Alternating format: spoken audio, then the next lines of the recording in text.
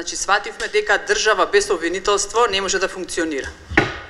Тоа обвинителство беше во некој зимски сон, во некоја клиничка смрт и СЈО ги освести дека сепак постојат кадарни луѓе кои што ќе преземат определени дејствија.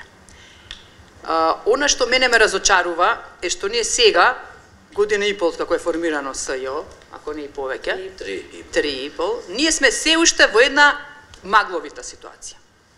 И се го поставам прашањето кому му е во полза ваква една недефинирана ситуација со обвинителството генерално земено. Кој тоа настојува да ја обесили јавно-обвинителската организација, да ги обесхрабри обвинителите и понатаму да се наоѓаме во една состојба каде што профитираат токму оние обвинети од СЈО. Значи, тоа ми е мој впечаток. Ја долго време тврдам дека секоја случајност на Балканот е намерна. Нема коинциденција кај нас.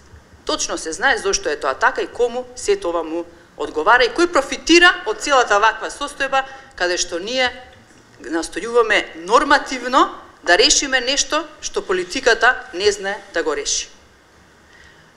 Правото одамна е инструмент на политиката, на жалост. За мене е сеедно дали ќе биде еден закон, посебни закони, дали ќе има 2 одредби тука и 3 одредби онаму, ние концептот треба да го решиме. Мора да ни биде сите јасно, кристално јасно, дека специјалното јавно обвинителство мора да продолжи да постои.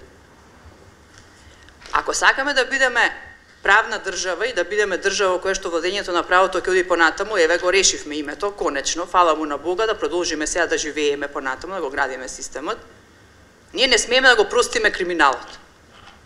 И затоа мислам дека член 22 не води кон застарување на гонењето.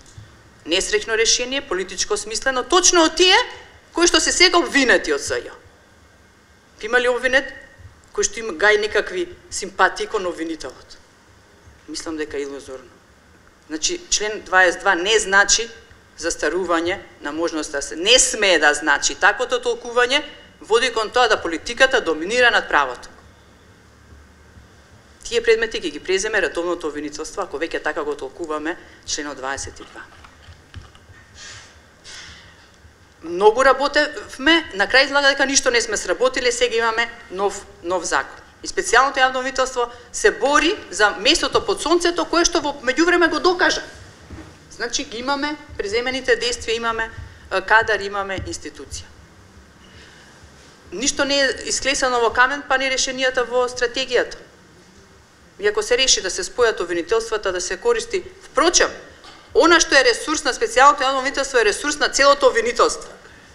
Значи тоа треба да се користи и едноставно тука да не постои никаква пречка да истражителите, па јавниот интерес е еден, ние како граѓани сакаме да бидеме заштитени од сторителите на кривични дела.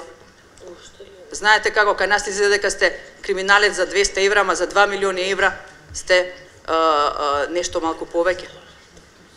Од тука не гледам пречка да она што е бенефит од СЈО го користи целото јавно обвинителство. Не е СЈО надвор, во тој дел не смее да биде толкувано дека се тие ресурси надвор од системот и делот на истражителите и делот на преземањето на действија. Така што, додека ние зборуваме концептуално, дали ќе биде еден закон, 2 закона, посебен закон, ваков закон, онаков закон, како да провејува некое настојување да се минимизира значењето на СЈО, па дури и да не постои. Тоа сметам дека е погрешен план. Политичарите изгубија компас во овој дел. И тука се согласувам, ЕНЕР, немојте да го читате ЕНЕР. Значи, тој служи за дезинформација. Ако ЕНЕР ви е дезинформација, се прашувам ја каде да добием информацијата сега. Споредете од ЕНЕР и споредете службен весник, тоа ви е црно-бело. Значи, не читајте ЕНЕР, затоа што нема да бидете информирани кон што одиме. Тој компас што го изгубија политичарите од X причини, не навлегувам која е причината, нас не доведува во една ситуација да ние година и пол се мачиме нормативно да решиме прво состојбата онака како што го толкуваме уставот, дека треба да биде една организација, дека еден е јавниот интерес, нема јавен интерес што гони редовно обвинителство, друг јавен интерес за кој што го штити СЈО, тоа не постои и секој што сака тоа да го пласира има други намери, не му е целта расчистување со криминалитетот. Нас ни требаат долготрајни казни затвор на сите оние сторители кои што се обвинети од СЈО. Нас ни треба конфискација на имот и здрави финансиски истраги, за да сватиме дека постоело право, постоела и правичност. Ние немаме чувство за правичност во државава наша. И сваќаме дека криминалитетот почна да се исплати, тоа е опасно. И се уште сме во сивата зона, ќе биде ли СЈО, нема ли, мислам дека е тоа апсолвирано прашање, СЈО мора да остане да постои. А како ќе го решиме концептуално, тоа е веќе и како да го подигнеме генерално обвинителството на здрави нозе. Ова што го каже и колегата Витларов. Па ние 4 години, 5 години зборуваме за недостаток на кадар и никому ништо. Кому му одговара слабо обвинителство?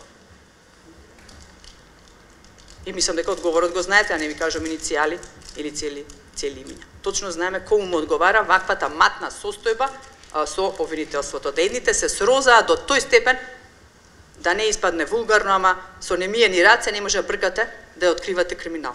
Ете, на тоа на крајот ќе се сведе ова што претходно го зборувавме. Значи, ме радува што има нов закон. Навистина ме радува што и специјалното јавно обвинителство пак сега не се дава во целава ситуација, да едноставно се избори за она како понатаму тоа ќе изгледа. И тука мора да имаме една максимална колегијалност на сите. И во тој посебен закон што сме веќе хендикепирани да го имаме пред себе. Ние во Законот за јавно обвинителство што го работевме, го инкорпориравме од аспект на надлежност и навистина настојувавме ги поделиме надлежности. Да се знае, не може за силување што ќе го изврши избран именуван функционер, СЈО да одлучува. За тешка кражба што ќе ја стори избран именуван функционер, да се трошат ресурсите на СЈО. Значи не може. Затоа преширока надлежност не. Затоа е специјално, инаку ќе биде редовно. Па ставивме алтернатива. Ке се формира со закон посебно обвинителство. Значи никој не спори потребата да постои специјално обвинителство со определен специјален, ама специјално обвинителство со специјален мандат и надлежности и организација. И тука рековме, она што е надлежност според посебниот закон кој што е се уште во сила, да остани понатаму. Мора да се расчисти. И мислам дека сите дилеми што провајуваат во јавноста деновиве, па ако сакате и највисокиот суд тука се става функција повеќе на политика од што направа да расправа дали некои докази биле докази, не биле докази. Тоа е апсолвирано прашање, имаме етаблирана судска пракса. Пресуди имаме неколку, пресуди имаме. Значи за тоа е вон домет на понатамошна расправа. Го расправивме 2017 година дека она што го има како условно речено бомбите мора да бидат дел од доказниот материјал. Не може на нив да заснивате пресуда, меѓутоа дел од доказен материјал и никој тоа не сме да го исклучи.